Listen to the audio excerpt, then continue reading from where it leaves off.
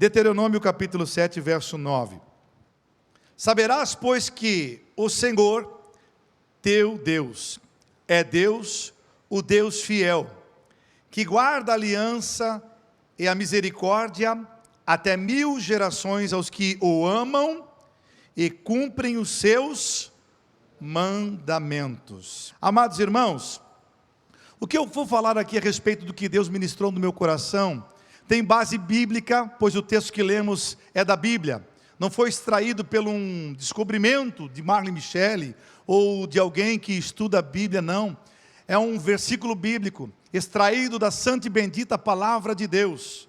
E a base disso é que nós podemos ficar bem tranquilos, pois não é heresia, não é algo criado por homens, é Deus o próprio Criador, que fez com que essa palavra fosse escrita, inspirada, e homens tivessem a capacidade de deixar ali, para que eu e você viéssemos a usufruir desta mensagem de Deus para a nossa família, para gerações futuras. Então entendo eu que Deus escolheu para si um povo peculiar, e deu a segurança, e com sua bondade, e veracidade, que esta palavra divina, ela vai fazer com que abundantemente as bênçãos de Deus esteja não somente para a minha vida, para a Michele e para o Mateus, para a nossa posteridade, para os filhos dos nossos filhos, para os nossos bisnetos, tataranetos, para gerações futuras. Deus permanece leal e fiel a essa aliança que Ele fez. E a gente vai decorrer algumas palavras aqui, alguns textos bíblicos, a respeito de famílias, várias dessas famílias, como eu e você, como a sua família, ou como a minha família, que passam por vários problemas durante as trajetórias, durante as gerações. E essas gerações que foram marcadas e que deixam para nós um legado, e alguns legados a gente não gostaria de trazer para a nossa família. E nós queremos quebrar algumas maldições quando aceitamos a Cristo como único Senhor e Salvador. Renunciamos a algumas coisas, mas tem coisas que a gente precisa adaptar a nossa vida e dizer: não, eu não quero ter aquele tipo de vida que a minha família teve, eu quero mudança. E quando a gente se converte, quando a gente entende o que o próprio Deus fez em prol da família, pois Ele é o Criador da família, e ninguém vai explicar como é que a família se resolve e se dá, a não ser o próprio Criador. Se você for querer saber como é que esse templo foi construído, você precisa saber quem é que projetou, qual foi o engenheiro que assinou essa obra, para que ele te explique tecnicamente como é que ele foi fundado. É assim que nós vamos entender e aprender como é que a família funciona, olhando para a Bíblia Sagrada e aprendendo com o Criador da família, que a família jamais fracassa quando ela está fundamentada na palavra de Deus. Jesus é maravilhoso quando Ele fala dos dois fundamentos. Já foi muito pregado aqui nesse púlpito, aqui eu já fui ministrado através do fundamento rocha e areia. E Ele explica, é uma explicação muito rápida de se aprender. Quando Ele fala: o homem prudente edificou a sua casa sobre a rocha. Vieram as chuvas, vieram os ventos, veio a enchente, mas a casa que estava edificada na rocha sentiu todo esse abalo geográfico. Mas o que aconteceu com aquela casa que estava na mesma posição, só que o fundamento é areia? Vieram as chuvas, vieram os ventos e veio a enchente, porém a casa foi destruída, caiu. Grande foi a sua ruína, diz as versões bíblicas diferenciadas. O que eu quero dizer com isso? É que se eu entendo o que a Bíblia está me ensinando, e eu sou um homem prudente, que não só estou num culto como esse para ouvir, mas ouvir e praticar o que Deus me ensina a respeito de casamento, a respeito de família, a respeito de criação de filhos, a respeito de tudo que envolve a família. Meu irmão, tem um compêndio de informações chamada Bíblia Sagrada, que está ali pronto quando você buscar esse conhecimento para te instruir e você adaptar isso na sua casa, nos seus dias, nas gerações, nas fases de cada filho. E o pastor Sérgio foi muito feliz ontem quando falou a respeito dos seus filhos, a qual ele teve 3, e ele mencionou que a cada 6 anos nascia um filho, né?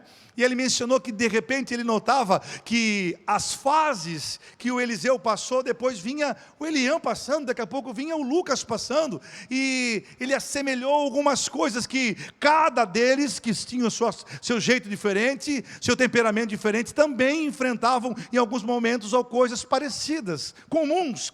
Porque as fases desses filhos, da criança para a adolescência, do jovem e até a fase adulta, vai se moldando e vai se mudando alguns tipos de jeito para se lidar, mas os princípios daquilo que nós aplicamos não devem ser mudados. Deus trabalha com os seus princípios.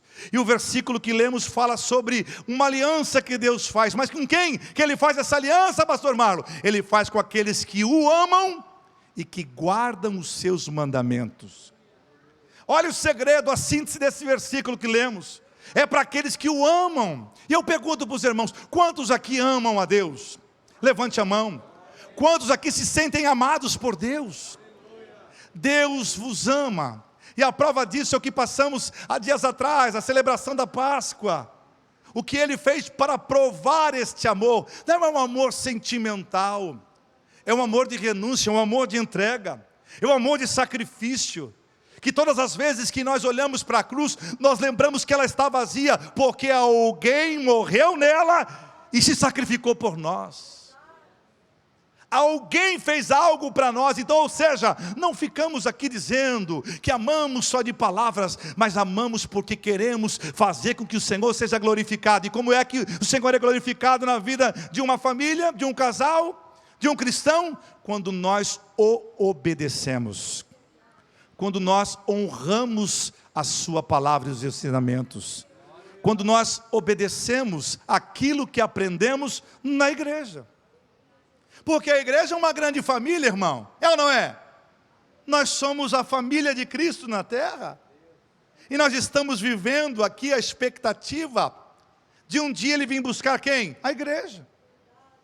E a igreja faz com que a gente entenda melhor o que é família. Vou citar a primeira família da Bíblia, meu irmão, que tinha tudo para dar certo. Que Deus criou Adão e Eva, e a Bíblia diz que essa criação foi feita dentro de um jardim. Quando Deus cria o homem à sua imagem e semelhança, a Bíblia diz que em Gênesis capítulo 1, versículo 27 e 28, Deus criou o homem e a mulher, macho e fêmea, a sua imagem e semelhança vos criou, e os abençoou e disse, sede fecundos, multiplicai-vos, sujeitai-vos à terra. E quando eu escuto esses primeiros versículos, fica claro para mim, que Deus criou o homem para a mulher e a mulher para o homem. Esta é o fundamento inicial, principal, imutável da palavra de Deus a respeito da base de família. Entendo também que o próprio Deus se encarregou de dar ordens para o povo, para esse casal, dizendo, olha, de toda árvore do jardim, vocês podem se alimentar, mas desta árvore não. E ele diz nos versículos que vão seguindo, dizendo, olha, no que vocês têm que fazer, a liberdade é grande, vocês podem ficar à vontade, façam o que for necessário, mas disso aqui, vocês não comam e não toquem. Quando ele dá essa ordem, parece que fica mais difícil de a gente entender o porquê que a Eva, sabendo que de tudo que ela podia fazer, e Adão também, somente de uma ordem ele tinha dado, eles foram justamente desobedecer. Olha o que entra aqui para nós refletirmos a respeito dessa família que tinha tudo para dar certo. Quando Deus fala para eles, não comam, em seguida ele fala, não toquem, é para não comer e não tocar. É para não fazer aquilo que Ele está dizendo para não ser feito. O problema é que, infelizmente, isso fica vagando na nossa mente. E tem muitas famílias que tocam naquilo que Deus está dizendo para não tocar. Tem muito marido e muita esposa, tem muitos filhos que estão tocando naquilo que Deus já disse, não toca. Não comam. Não se relacionem com isso. Porque isso quebra princípio. Porque isso quebra aliança, porque isso é contra o propósito de Deus para a família. Aí as famílias começam a perecer, por quê? Porque Deus disse, Deus não toque, e quando diz Deus não toque, é para não tocar, é para se afastar. Minha mãe está aqui muitas vezes, na minha infância, eu vinha da escola, e eu chegava perto dos meus amigos que ficavam na esquina, batendo aquele papinho, depois da aula, minha mãe dizia, filho, vai da escola para casa, e não para ali na rodinha dos amigos da esquina. Eu vinha meio aborrecido, pastor Sérgio, porque eu queria parar um pouquinho para falar com eles. Queria também jogar uma conversa fora, mas vinha para casa, dava um beleza para eles e ia para casa. Muitas vezes, parei um pouquinho, não, depois, tal. E vinha para casa obedecer minha mãe. Chegava em casa, ficava olhando eles lá da janela, com vontade de estar lá, mas não ia. Quando eu cresci, eu entendi o que a mãe me dizia. A minha mãe dizia: filho, não vai lá, porque lá eles ficam, é a turminha do fuminho, ela dizia para mim, na sua inocência. Não vai, filho, não vai, porque se eles pararem ali, e alguém te ver, eles vão achar que você também é da turminha do fuminho. Eu dizia: não, mas eles não fumam, não, mas não vai para casa. E eu ia para casa, meio assim, querendo ficar com ele, mas ia para casa, era obediente. E ela dizia: filho, sabe por que eu estou te dizendo isso? Me digas com quem tu anda, que eu direi quem tu... A tua mãe falava isso para ti também, né, irmão? Isso é coisa de geração, de mãe. Quando eu cresci, quando eu comecei a ler a Bíblia, eu entendi que em 1 Coríntios capítulo 15, verso 33 está dizendo: não vos enganeis, as más conversações corrompem os bons costumes. Quando Deus orienta uma família a romper com alguma coisa, é porque aquilo vai trazer para você coisas que você não gostaria de experimentar. Quando a mãe diz para você, adolescente que está aqui, jovem, não se relaciona com aquela pessoa, não vá naquele lugar, é porque Deus já está instruindo a mãe e o pai que te amam, para que vocês não sejam corrompidos ou seduzidos por coisas que vão ser proibidas, e Deus não muda princípios. Isso traz para nós o quê? Uma reflexão. Se essa família de Adão e Eva tinha tudo para dar certo, e a única coisa que eles tinham que fazer é não tocar e não comer, por que a gente muitas vezes flerta com aquilo que pode nos levar para o fracasso? Por que a gente olha para aquilo? Por que a gente deixa se seduzir com aquilo? Por que a gente não deleta? Se o celular está te fazendo mal, tira o celular da tua mão. Se é alguma coisa que você está fazendo, pare de fazer hoje. Por favor, Deus quer trazer para você uma aliança, uma bênção geracional. E isso pode ser, infelizmente, para muitas famílias, o espaço que Satanás precisa para derrotar a tua casa. Deus tem um compromisso, Ele quer abençoar. Mas depende de você, depende de mim, depende de pai, de mãe, de marido, de esposa, de filhos, de obediência.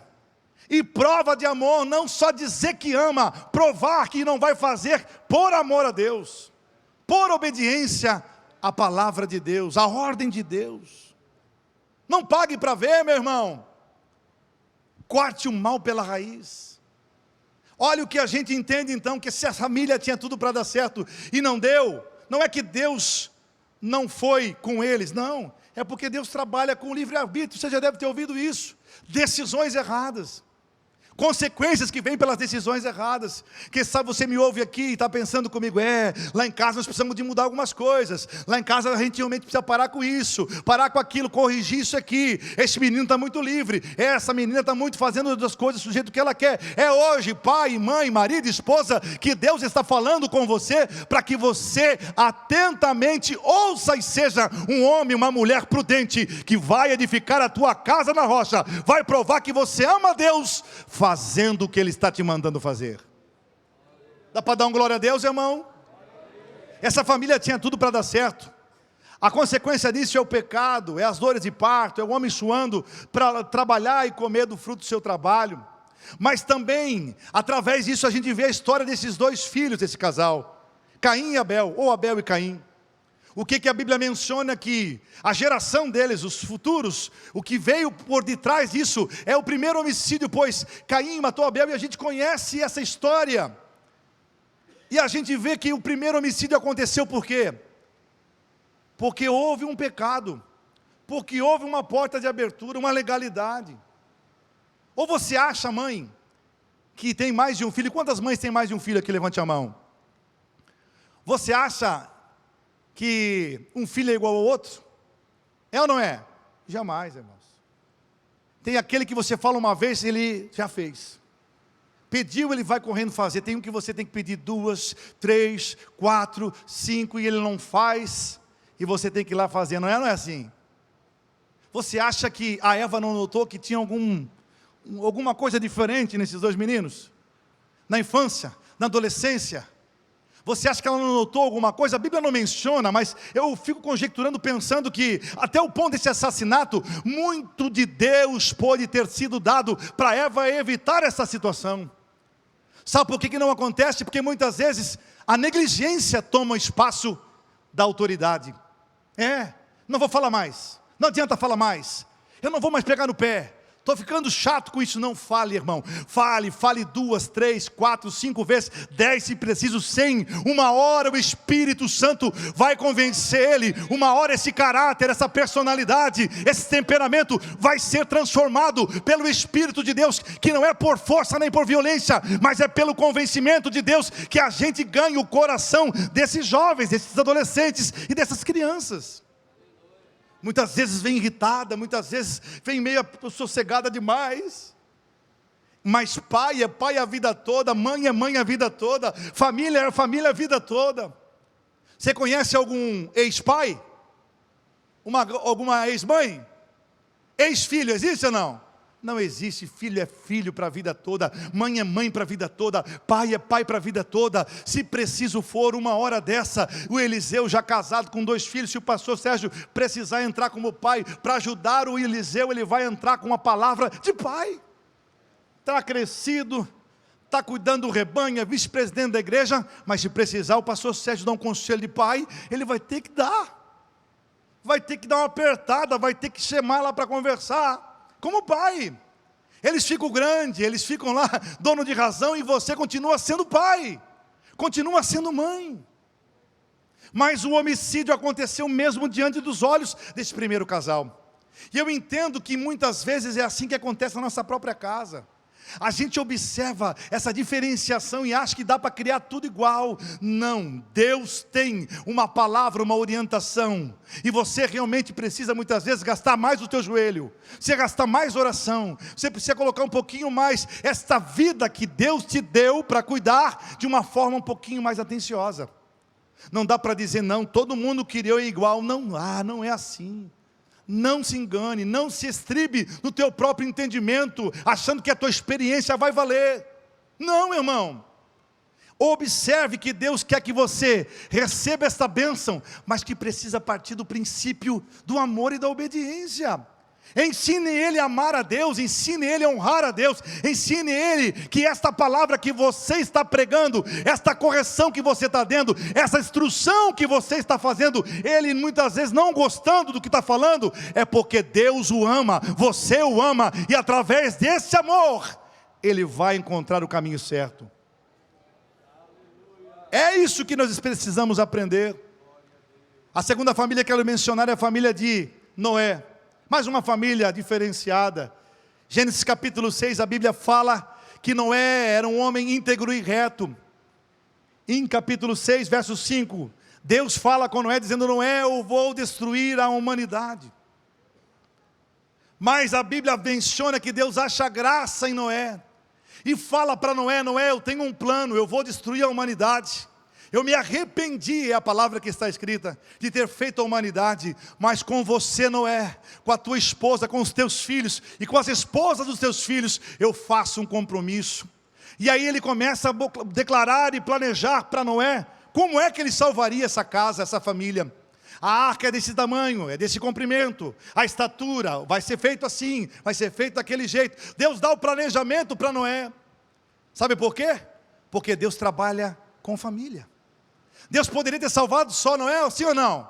A Bíblia menciona só Noé, mas Deus fala da família de Noé. Olhe para mim, pai e mãe, esposa que está aqui, marido, filhos. Deus está desejando abençoar a tua casa, a tua geração. Ele quer salvar vocês, Ele quer que você tenha em mente que o plano é você e tua casa. O plano é filho, é nora, é genro, é neto, é bisneto. O plano é família.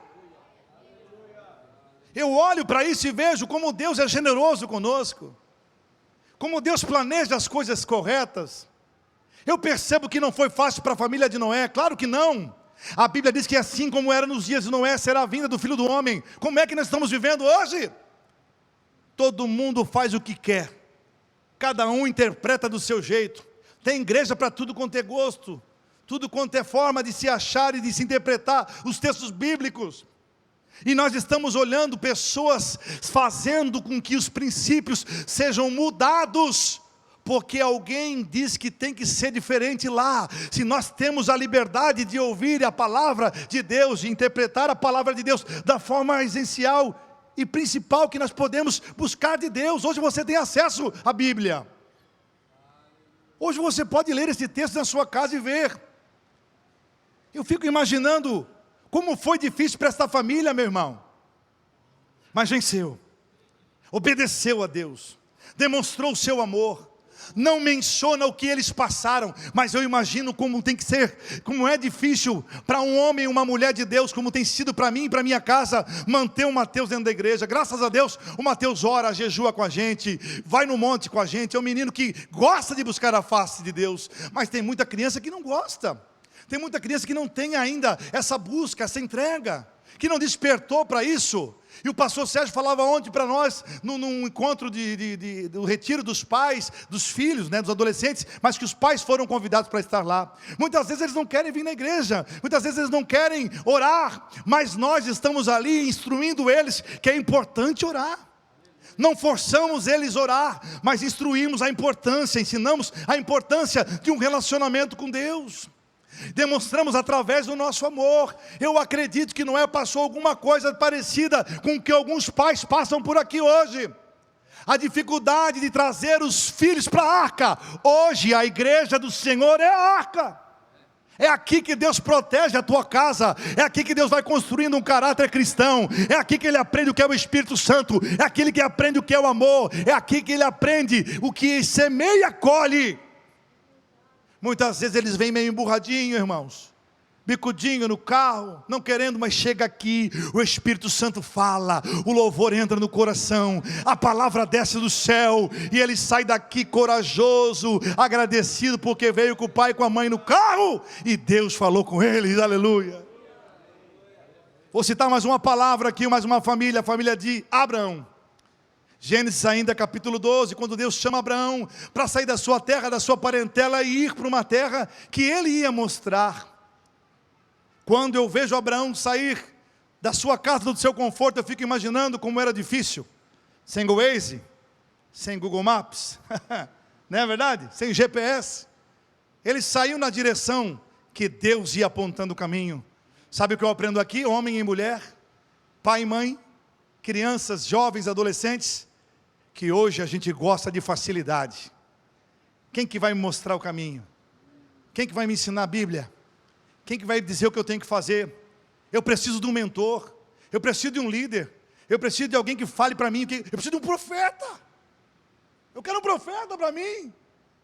Meu irmão, nós precisamos aprender a ouvir a voz de Deus, como assim Abraão aprendeu, e ali a intimidade vinha surgindo. Abraão não tinha nada desse recurso que a gente tem, mas ele tinha sensibilidade em ouvir Deus falando, vai Abraão, para Abraão, anda Abraão, vai, para, e é isso que nós precisamos de homens e mulheres, de famílias que têm sensibilidade em ouvir Deus.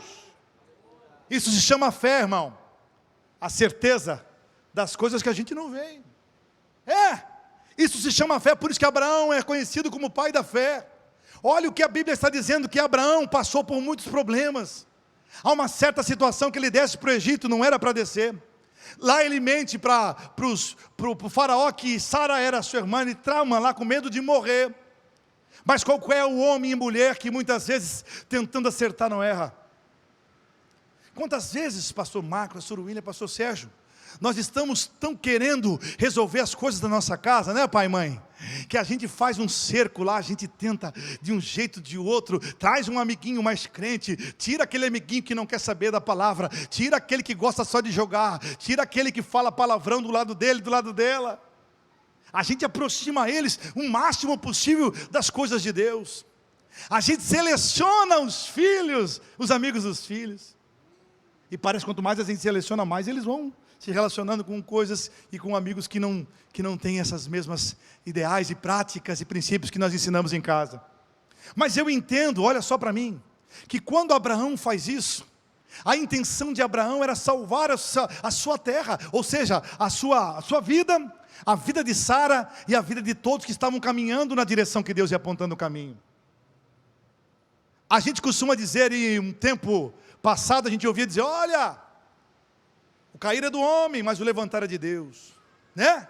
A gente devia dizer: olha, meu Deus, as pessoas olham hoje e observam que as pessoas hoje estão tão querendo que Deus levante, que cair uma, duas, três, errar não tem sido problema. Não, irmãos, ainda nós podemos acertar, ainda é tempo de mudar as coisas, ainda é tempo de fazer aliança com Deus, ainda é tempo de ver as coisas ser mudadas, pastor Paulo. Mesmo que a geração tenha aprendido de outra forma, mesmo que algumas coisas mudaram na igreja, os princípios de Deus não mudam. Ainda podemos aplicar o que aprendemos e que deu certo até hoje. Como que a gente faz isso? Trabalhando, orando, ensinando, amando. E eu fico pensando por que Deus permitiu Abraão passar por aquela situação. Eu fico imaginando a dificuldade que era ele ver a sua esposa, uma concubina do faraó. Eu fico imaginando o que Sara ficou vivendo nesse tempo que eles passaram no Egito, até o dia que Deus libertou através de um grande problema que aconteceu, de uma grande enfermidade naquela terra. Eu observo de uma forma grande aqui, que Deus pode mudar as coisas na nossa vida. A gente pode e deve fazer mudanças que nós, somente nós, sabemos que podem ser mudadas. Só pode haver você mudando isso. É uma decisão sua, a gente aponta para o outro. Fica imaginando quantas vezes Sara pensou: hoje Abraão vai contar a verdade para o faraó. Hoje Abraão vai chegar aqui, vai dar com o pé na porta e vai dizer: ô faraó, eu menti para você. Ela não é minha irmã, ela é minha esposa. E é o seguinte, quer me matar, mata. Mas ela tu não tem mais, porque ela é minha esposa. Caráter, decisões. Eu fico imaginando quantas vezes o Abraão pensou: eu vou lá, eu vou lá, eu vou lá, eu tenho que decidir essa coisa, isso não vai ficar mais desse jeito. Deus fez uma promessa para mim, como as estrelas do céu, como a areia da praia a minha descendência. Se eu tenho que ter filha com ela está no braço de outro, eu vou mudar. Ei, escute aqui, quantas vezes você poderia mudar a situação, entrar na tua casa, mudar as coisas do lugar, chegar e levar um papo reto com a tua esposa, um papo reto com o teu marido, um papo reto com o teu filho, e fazer com que as coisas sejam repreendidas, anuladas. Mas você fica pensando: não, a mesma coragem que você tem, vem ligada à vergonha. A mesma ousadia que está com você, daqui a pouco, vem ligada, infelizmente, ao ego. A soberba: não, eu não vou dar o braço a torcer. Não, ela que errou, ele que errou. Ele que precisa mudar. É ela que tem que aprender que eu sou o cabeça da casa. Não, irmão, pode até ser que você use princípios bíblicos para defender a tua tese, mas o que Deus está mandando eu te dizer nesta noite, é que depende de você a tua posição, a tua decisão vai mudar as coisas. Deus pode transformar a tua família, o teu casamento, a tua situação, se simplesmente você se posicionar. Sérias consequências aconteceu nessa falha decisão de Abraão. Quero citar mais uma família, a família de Isaac, que vem na descendência, na geração seguinte de Abraão. A Bíblia menciona que Isaac foi aquele moço que foi levado para ser sacrificado em um dos montes em Moriá. E a Bíblia menciona que o pai leva o filho, faz o altar e coloca ali quando ele vai matar Isaac. E ele faz isso, e a Bíblia fala no livro de Hebreus que, acreditando que das cinzas Deus poderia ressuscitá-lo. É interessante isso, só alguém com muita fé, né, para pensar assim. Mas o que manda eu aqui pensar junto com você é que essa decisão de o próprio Abraão ter levado o próprio filho a sacrificá-lo, se assim fosse permitido por Deus, foi porque Abraão tinha uma aliança com o Senhor. E queria assim o Senhor provar a obediência de Abraão. Sabe o que eu imagino aqui? Que jamais saiu da mente de Isaac aquela cena. O meu pai amava tanto Deus, que ele poderia ter me matado em prova da obediência ao meu pai, ao meu Deus. Sabe o que ele ensinou para Isaac? eu preciso fazer o que meu pai fez. Esse exemplo jamais vai sair da minha mente. O meu pai amou Deus acima de mim, amou Deus acima da minha mãe, amou Deus acima da promessa que ele tinha de uma grande nação. Se você for lá em Gênesis capítulo 22, você vai ler, quando Deus fala para Abraão: Abraão, pega o teu filho, o teu único filho, e ele diz assim: o filho que tu amas, o Isaque, e leva nesse monte aí, e aí sacrifica ele para mim. Sabe o que eu aprendo aqui? É que Deus estava dizendo para o Abraão: Abraão, tu tens uma promessa, mas essa promessa está debaixo daquilo que eu posso representar para você. Tu tens uma posição na tua empresa, tu tem dinheiro, tu tem casa, tu tem nome, tu tem status, tu tem bens, mas isso está sujeito ao Deus que te deu isso, irmão. Se Ele quiser agora, Ele fecha a tua corda vocal, jamais tem pregador, tem cantor, não tem mais nada. Se Ele quiser agora, Ele fecha a torneira, em meses você está falido. É só você pagar para ver se isso não acontece. Deixa de Deus para ver o que acontece na tua vida. E isso prova que quando o Isaque nasceu, o Abraão ficou empolgado com a promessa. Ele ficou tão empolgado que ele começa a pensar: meu Deus, o Isaque nasceu, agora Deus vai cumprir a promessa. Olha o Isaque aqui, olha o Isaque lá, olha o Isaque, todo mundo vendo o Isaque. E isso incomodou Deus. E Deus disse para Isaque: Isaque, ó, Abraão, pega o Isaque, leva lá e oferece para mim. Vai lá o Abraão, faz esse ato. E quando ele vai matar o Isaque, o que o anjo diz agora? Nem Deus, é o anjo: Abraão, não faça mal ao menino, ali está o cordeiro. E a palavra menciona: agora sei que tu verdadeiramente me amas. Irmãos, se tu tem que empenhar a tua vida, a tua honra, é fazer o teu filho se tornar um homem de Deus, e uma filha se tornar um homem de Deus, uma mulher de Deus. Sabe por quê? Que as próximas gerações, eu pergunto, se nós não aplicarmos o que nós conhecemos e deixar para próximas gerações essa mensagem, quem que vai pregar para nós no futuro? Vou mais fundo, o que é que nós vamos ouvir de mensagem no futuro? Qual é o tipo de cristão? O que trabalha a psicologia, nada contra, também é importante e ajuda, ou que trabalha a palavra? O que trabalha a espiritualidade, a unção e a intimidade com Deus, ou a técnica no púlpito, profissionais de púlpito, que aumentam a voz quando querem que o povo dê glória? Não, irmãos, nós precisamos de pessoas cheias de Deus, que pregam a verdade, que estão vivendo na sua casa, que o primeiro ministério seja a sua família, que os filhos sejam exemplos dos pais. Nós não somos perfeitos lá em casa, mas nós estamos em busca de viver aquilo que nós pregamos por onde nós vamos. Tem palavra, tem culto doméstico, tem oração, tem jejum, tem monte, tem tudo que precisa para a gente se tornar uma família e deixar um legado para o Mateus. Eu me esforço muito para dar uma boa escola para ele, mas não é prioridade.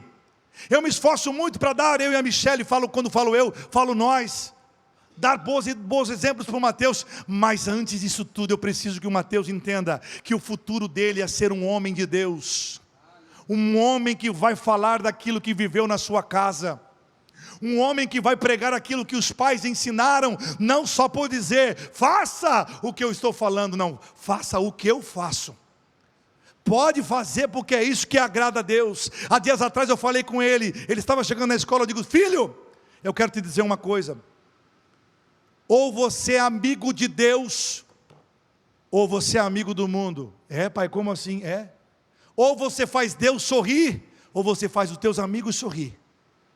Porque a Bíblia diz que aquele que quer ser amigo do mundo é inimigo de Deus. Quer se tornar inimigo de Deus? Ah, pastor, você falou isso, parece ser tão sério.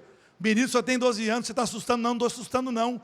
Eu estou dizendo para ele: prefira andar com Deus, prefira ser de Deus, porque o inimigo vai bater na tua porta, vai enviar coisas engraçadas, vai enviar fotos obscenas, vai fazer de tudo quanto for preciso para investir na tua vida, mas prefira escolher Deus. uma outra família, a família de Moisés, ainda usando Gênesis, meu tempo está passando. A família de Moisés é aquela família que a gente vê nascer Moisés, e o Michael falou muito bem sobre isso semana passada, usando também aqui a família de Ana, e a gente observa que quando os filhos têm propósitos, né, Michael? A gente realmente vê quanto o inimigo se levanta. Moisés nasce numa fase onde o faraó tinha mandado matar todos os meninos, e a Joquebede, muito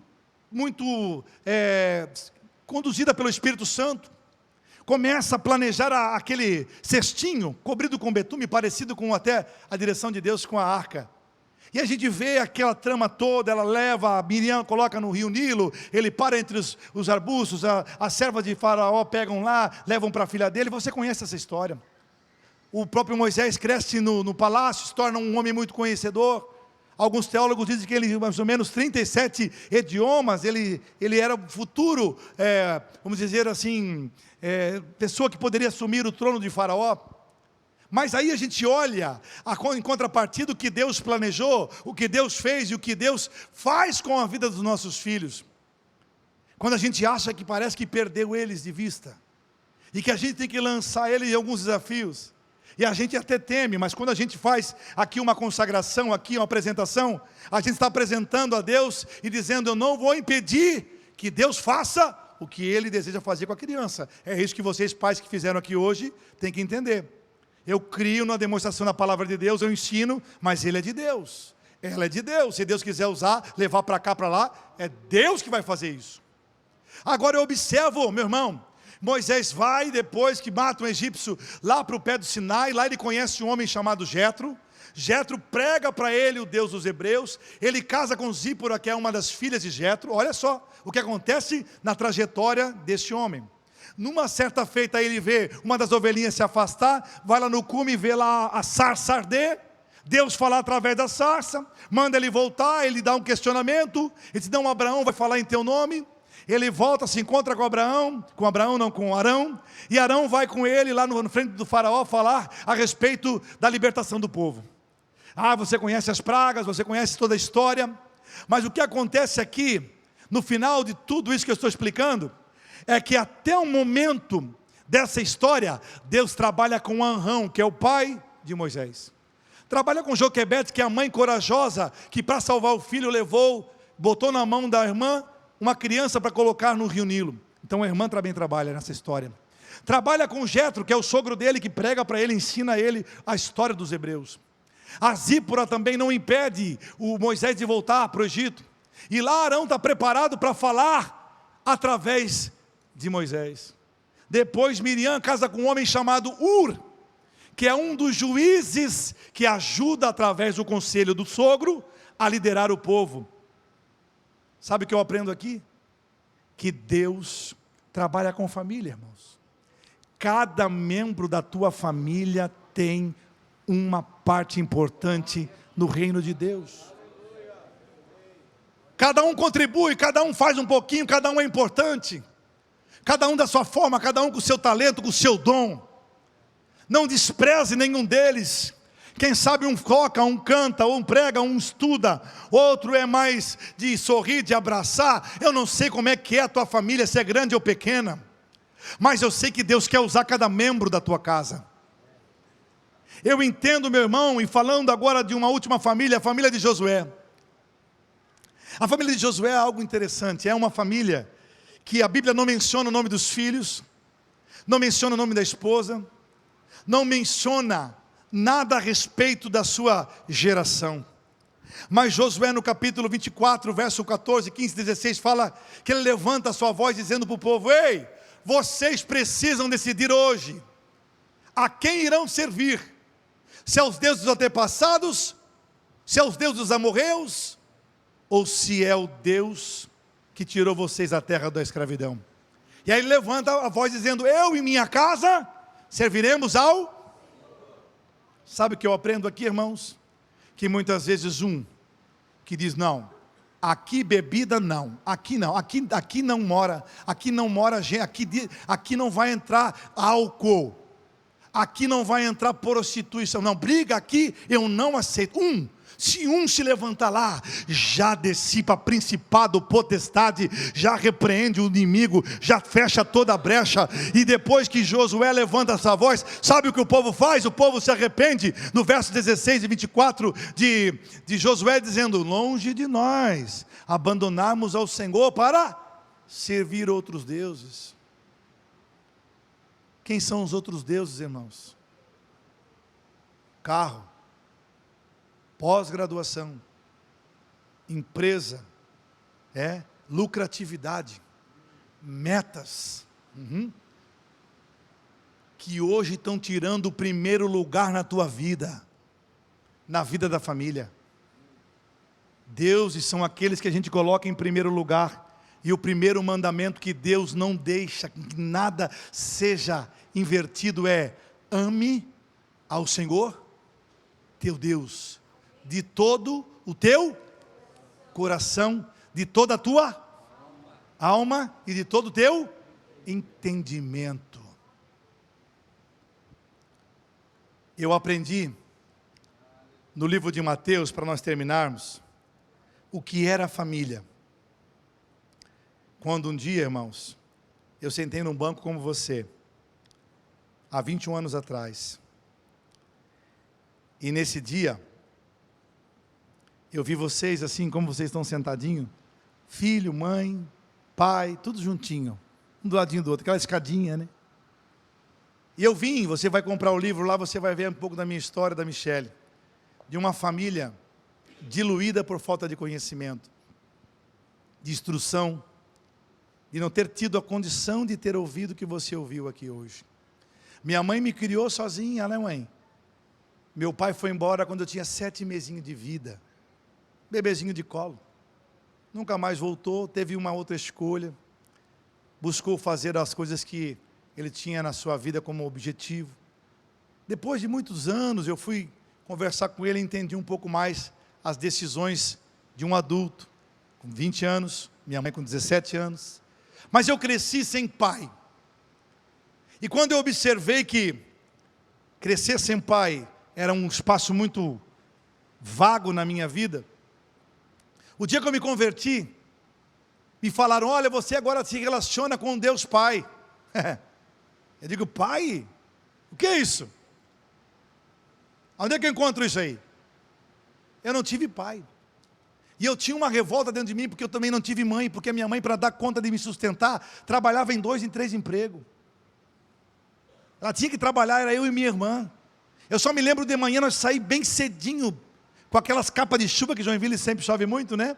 Indo para a creche, eu não sei quem é que nos trazia para casa. E no outro dia, acordava de manhã, ela nos levantando, fazia ovo mexido com farinha. Já comeu isso, irmão? É bom. Um café preto.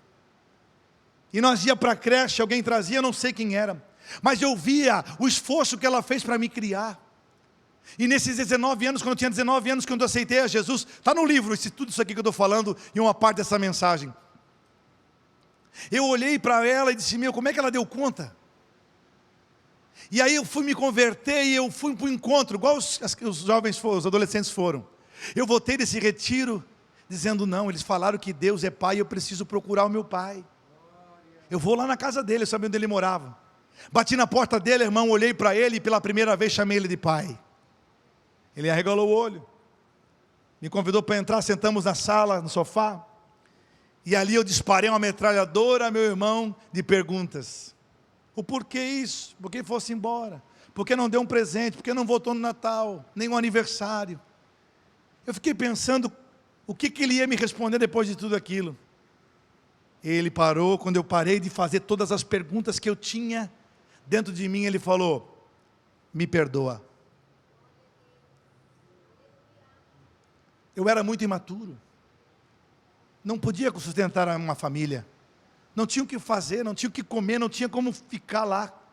E a única chance do teu avô aceitar tua mãe de volta, porque naquela época, casamento era tratado com seriedade. Os pais perguntavam para os filhos: é com ele mesmo, filha, que tu quer casar? É com esse mesmo? É com esse? Casamento é um só. Eles não aceitavam filha na época desquitada. em casa novamente. E aí, eles tomaram a decisão, e aí o meu avô aceitou minha mãe de volta. E ele foi falando todas as causas, foi comentando o que ele tinha feito, o que tinha acontecido, porque até então sabia só o lado dela, né?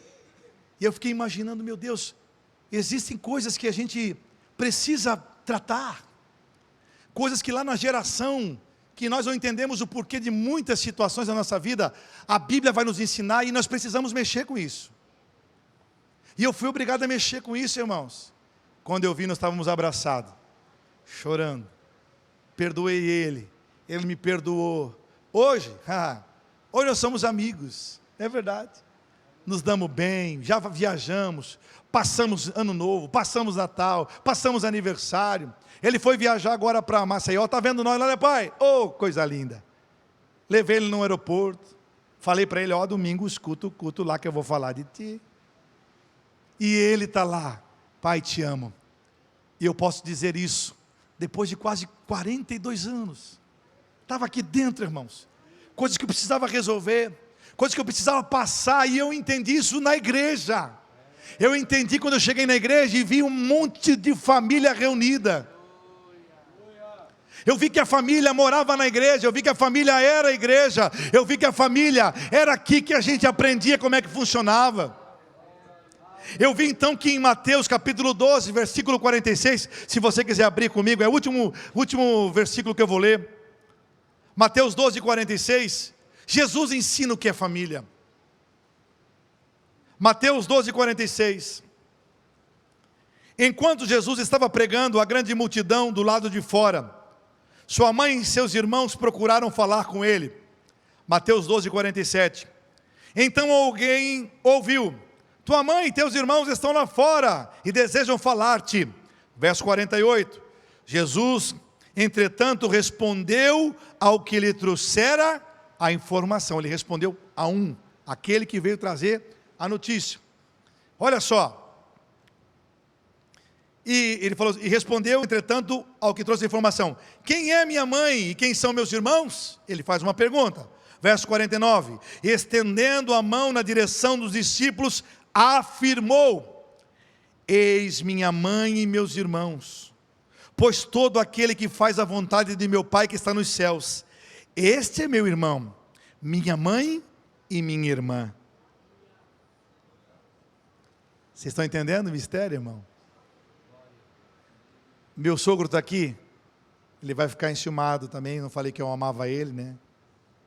Ele ficou meio bravo comigo no começo, porque eu casei com a filha mais linda que ele tinha, né? E aí hoje ele já é mais meu amigo. Brincadeira.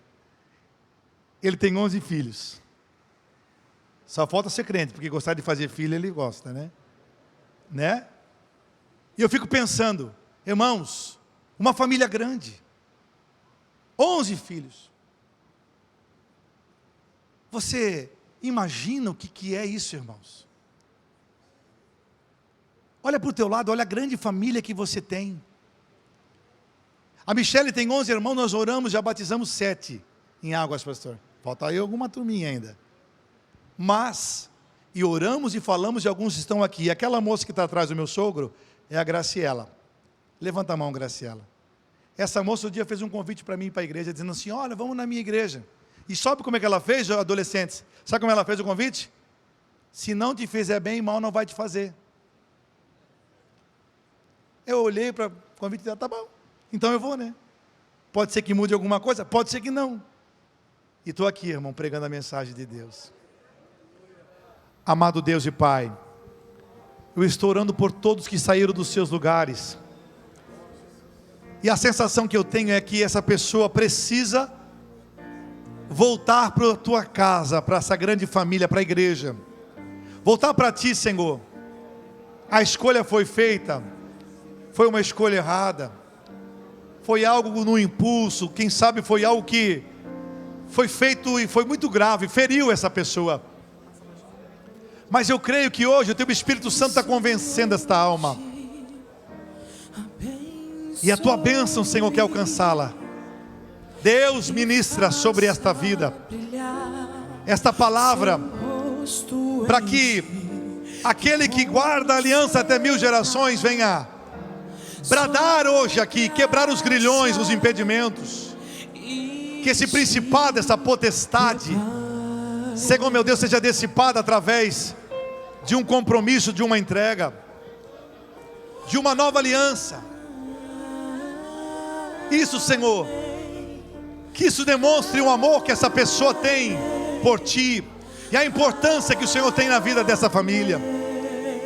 Quebra esse jugo, repreende este mal, anula, Senhor meu Deus, esta maldição hereditária, quebra este poder das trevas, Pai, e abençoe as famílias aqui da igreja Assembleia de Deus. Abençoa, Pai querido, em nome de Jesus, casais e famílias, todos que estão com as suas mãos levantadas. Levante a tua mão, você que quer receber a bênção.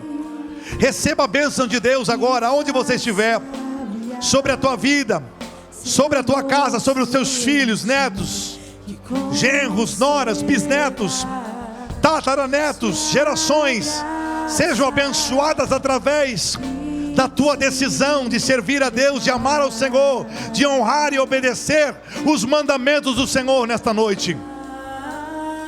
Não seja mais, nunca mais negligente. Seja alguém que atue como alguém que depende de Deus, que sabe da importância que tem amar a Deus e obedecer ao Senhor. Em o nome de Jesus.